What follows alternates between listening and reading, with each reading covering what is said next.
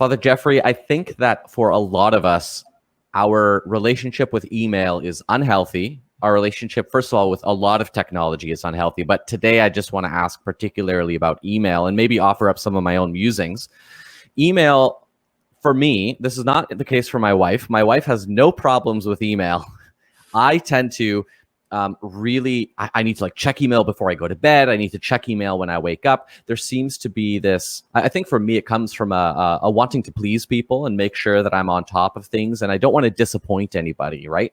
And I think email creates obligations, and it creates a bit of an atmosphere of kind of being slaves, I think, to the technology. And I think we're very easily able to delude ourselves into thinking that maybe we're being responsible, we're being good people. You know, I'm the type of person that gets back to people within an hour because that's just the kind of person I am. I'm a good person. Oh, that person doesn't get back to me for 24 hours. They probably have something wrong going on at home, and you know, I'm kind of better than that. I'm obviously painting a caricature here, but my observation is that we tend to be slaves to some of this technology that we surround ourselves with. We tend to be we tend to have all these obligations. And I think one of the ways that we can start to challenge this, I mean, is to create some boundaries, right? To create some rules around how we're going to respond and things like that. Do you want to respond to anything there, Father Jeffrey, before I maybe keep on pontificating about email? Confessing. Yeah, I think broadly speaking, there's nothing to question or query in what you're saying, because we've got the relationship wrong between us and technology. If you go back 100 years, the great promise of technology, whether it was the automation of certain labor-intensive tasks, or more recently the kind of computerization, virtualization of a lot of administration and paperwork and so forth. I mean, the great promise was this would free us up, right? This was meant to be liberating. We would, the vision at the beginning of the 20th century was that by the end of the 20th century, in the beginning of the 21st, we would be working like 3 hours a week, because all these labor-saving devices and technology would be helping us so much. What a utopian, vision that would be. And as you say, rather it's worked the other way around, that we are more and more enslaved to our tools and technology. And it's important to realize they are just tools, and we are to be deploying them and manipulating them, not the other way around. And so many people, I think, as you say, I've got it backwards, and they are being run by their computers, by their software, by the technology that they're trying to use, rather than the other way around. And it maybe is sometimes helpful to step back a little bit and say, okay, well, what is this actually meant to be replacing?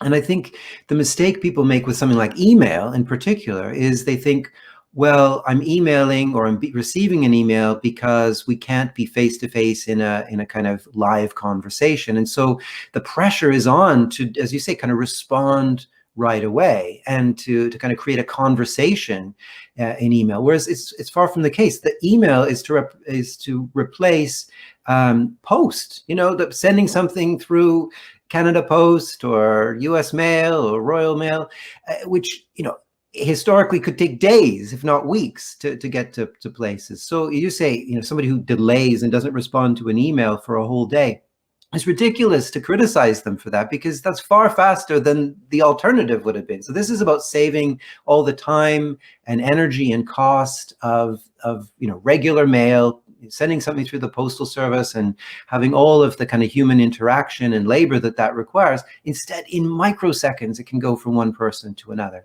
So maybe just the first thing to do is realize there's no pressure here, and if there is any, maybe set up an automatic reply from your email box saying, clearly, I've received your email. You're receiving this auto reply.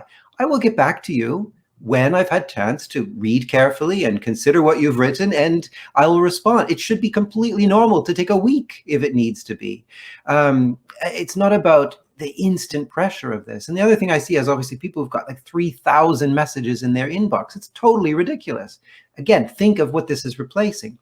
The post box in front of your house, and there shouldn't be more than a few items in there at a time, the things that you have yet to deal with. Everything else should be just binned or looked at once, dealt with, and filed away, or whatever the case may be. So we need to kind of return to the real analog models here in our mind, and then to make sense of how the technology is meant to be helping as a tool. And honestly, at the end of the day, if it's not helping, get away from it. Just drop that technology. I know some people who never use email, they prefer text. Now, I make it clear to people, if you text me something, I'm likely to forget about it, because to me, a text is this more ephemeral thing. It's a bit like, putting something in cloud writing in the sky. After 3 seconds, it kind of dissipates. I'm not returning to my texts regularly to check on things I haven't done.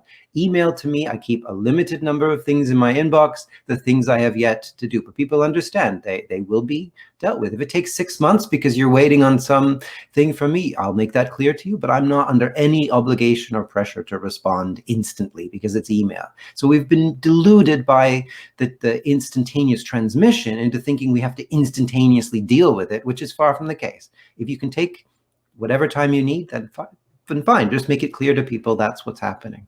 Therefore all the world glorifies you.